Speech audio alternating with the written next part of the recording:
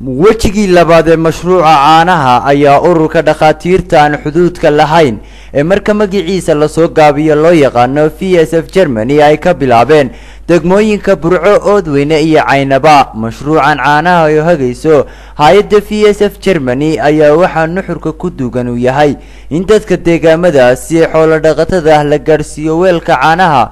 weelkan oo ah weelka macdanta ah oo si dhib yar loo nadiifin karo, kaasi oo lagaga maarmi karo weelka caaga ah oo inta badan dhakhaatiirta ka dayriyaan nadaafadiisa. hay'adda VSF Germany waxay deegaamadaasi u kala diraysaa ilaa 1300 oo joog ay ugu tala gashay in dadka xoolo dhaqatada ah ee caanaleyda ahi ay ku adeegsadaan caynahooda isla markaana ay ku kaydsadaan.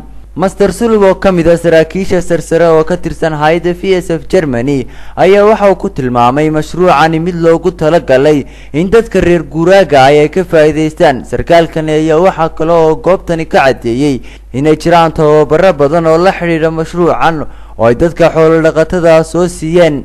madaxa mashruucan ee Somaliland Saasila Badri ayaa waxa ayna ku dheeraatay ahmiyadda uu leeyahay mashruucani, iyadoo sheegtay inay muddo ka wadeen gobolka Togdheer. ahmiyadda ay ku doorteen gobolkani uu yahay isagoo ah lafdhabarta xoolaha ee Somaliland. isduwaha wasaaradda xanaanada xoolaha Somaliland ee gobolka Togdheer Master Cabdi Hindi oo isna madashani ka hadlay ayaa ka marakacay inay soo dhaweynayaan mashruucan isla markaana ay ka wasaaradahan kula mataanaysan yihiin mashruucan oo ah buu yiri mid faa'iido u ah dadka caanaleyda. taliyaha ciidanka booliska gobolka Togdheer Saleebaan Ducaale oo wax la dhagacade oo isna ka hadlay munaasabadii lagula kala dirayay tiimamkii degmooyinka u kala baxayay ayaa waxa uu ku tilmaamay qalabkan la qaybinayo mid faa'iido ah, isagoo uga digay dadku inay si khaldan u isticmaalaan joogagan ee wixii loogu talagalay ay ku shubtaan.